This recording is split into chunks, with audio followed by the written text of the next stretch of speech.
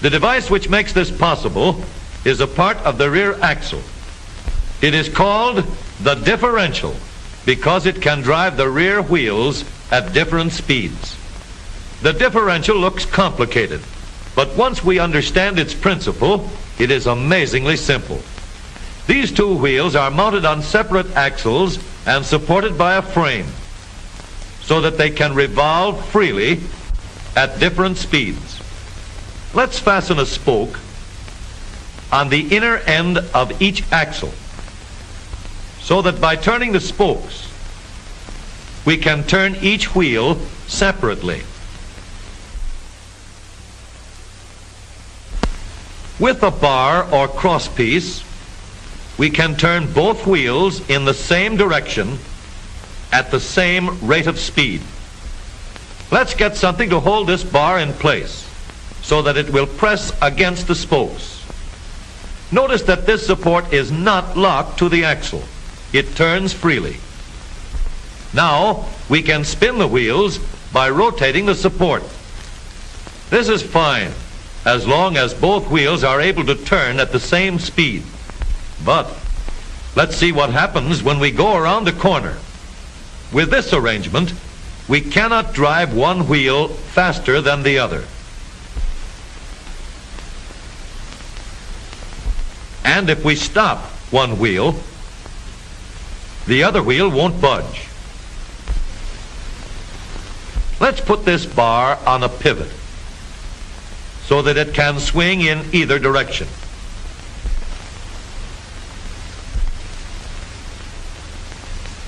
Now, the bar can still turn both wheels at the same speed.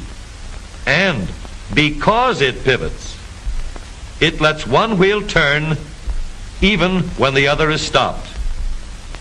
But if turned too far, the bar will swing around until it won't drive the spokes that turn either wheel. We need another crossbar and more spokes to carry on the job. When we stop one wheel, the crossbars will continue to push the spokes of the free wheel around. As long as both wheels are free to turn, the bars do not swing on their pivot, and the wheels move at the same speed. Now we have the working principles of a differential. To adapt the model for use in an automobile, we will have to make a few changes. In order to reduce the jerky action caused by wide spaces between the spokes, we will put in more spokes. Further filling in the spaces between the spokes gives steadier, more continuous action, and changing the shape gives firm, constant contact. Now we can make the gears thicker and stronger, and we have differential gears. The edges are cut so that they will fit together more smoothly and silently, and another gear is added to share the work of driving the axles. The principle is the same. In order to turn the support and drive the wheels, we can fasten a large gear here, connected by a smaller gear to a source of power.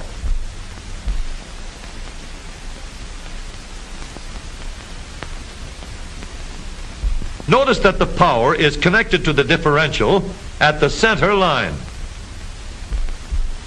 We can make our model more compact by moving the gears closer together. When we put our differential in an automobile, we have to leave room for the drive shaft, which carries the power from the engine. We may build the floor of the car above the drive shaft. But if we do, we won't have much room inside unless we make the top of the car high too. Of course, we could lower the floor and ceiling, but the drive shaft would be higher than the floor. This would have disadvantages.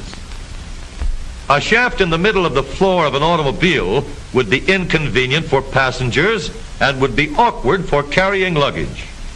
Today, engineers have found a way to make the car roomier and closer to the road without a clumsy shaft above the floor. The drive shaft from the engine to the differential is lowered out of the way, and the drive shaft is connected to the rear axle at the bottom. The new low center drive makes the rear axle quieter, stronger, and more durable because it gives better, smoother contact between the gears. The automobile of today with the low center drive is stronger